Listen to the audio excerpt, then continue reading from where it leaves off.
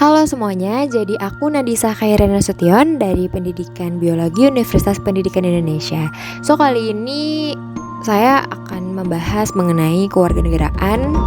Ya, karena memang ini tugas dari matkul pendidikan kewarganegaraan, ya pasti bahasannya juga tentang kewarganegaraan.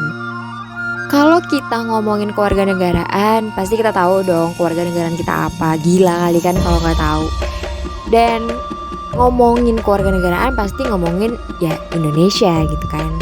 Nah, pernah gak sih kalian mikir tuh kayak, kenapa ya saya tuh gak dilahirkan di negara benua-benua Eropa atau di benua-benua Amerika gitu.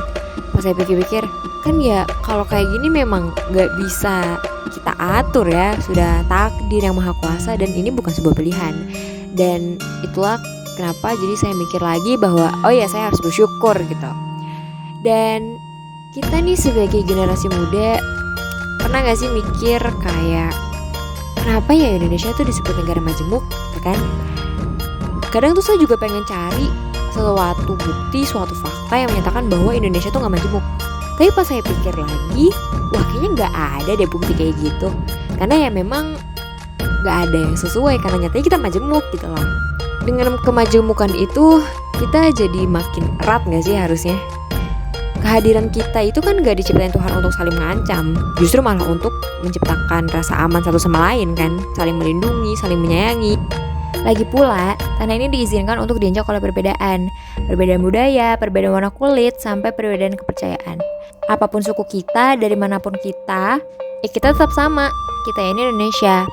Kita bebas mau beribadah seperti apa, bebas mau mempercayai ajaran agama yang mana, semuanya tinggal ikuti kata hati aja kok. Semuanya juga udah tercantum dalam sila pertama Pancasila.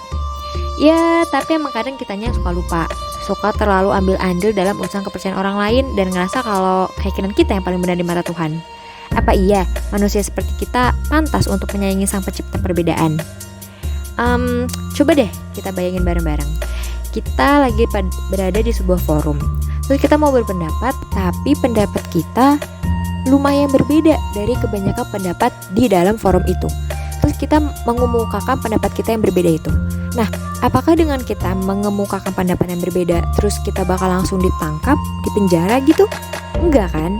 Nah, itu kenapa kita juga harus terima kasih kepada sila keempat Pancasila.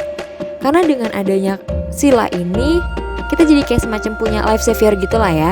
Ketika kita pengen mengemukakan perbedaan pendapat, jadi kita gak perlu takut gitu loh. Dan juga kita tuh kayak punya jaminan atas sesuatu, punya perlindungan atas sesuatu. Ya intinya gak dibeda-bedain lah. Nah, ini juga sesuai banget sama sila kelima Pancasila. Keragaman dan perbedaan menjadi sarana untuk berpikir dan mengerti bahwa ada yang lebih utama dari sekedar ego dan kepuasan memenangkan pertandingan, yaitu menciptakan kedamaian.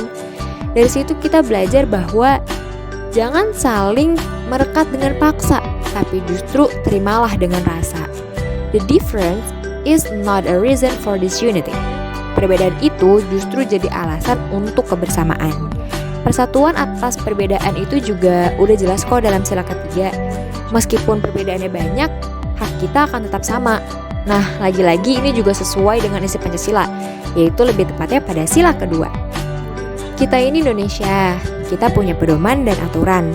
Adanya Pancasila dan perundang-undangan bukan semata-mata bentuk kegabutan pemerintah buat kita aja, tapi ya memang ada tujuan yang pengen dicapai gitu.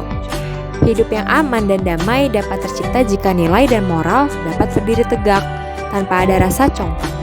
Nah, itulah kenapa pendidikan kewarganegaraan sangat penting untuk dilaksanakan kepada setiap pelaku individu kewarganegaraan. Ya, kita tahu lah ya, di dunia ini semakin hari semakin dewasa. Berita hoaks dan segala upaya adu domba gak sedikit kita rasain. Ingat ya, kehadiran mereka semua hanya untuk menguji keutuhan kita. Kita ini Indonesia, di mana mayoritas bersatu dengan minoritas dalam rasa solidaritas. Ego itu bukan untuk dituruti agar kita jadi juara, tapi justru dengan adanya ego itu, kita harus bisa belajar untuk peduli juga dengan realitas yang ada pada diri orang lain. Kita ini bukan satu-satunya orang yang dianugerahi dengan rasa dan cinta oleh Tuhan. Semuanya memilikinya dan semua orang merasakannya. Jadi, ego bukan sarana untuk memenangkan kebajikan dalam diri sendiri, melainkan untuk menimbulkan kebajikan antara kita dan lingkungan masyarakat kita. So ya, pendidikan kewarganegaraan itu sangat penting ya guys. Jadi kita nggak boleh males buat belajar PKN, oke? So mungkin itu aja dari aku kali ini. Semoga kalian suka dengerin suara aku yang emang kurang teleponable sih, tapi semoga nyaman lah ya buat didengar. Terima kasih udah dengerin. By the way juga Happy New Year's ya buat kalian semua. Semoga kita tahun ini aman-aman aja dan semoga selalu diberi kesehatan. Terima kasih. Bye-bye.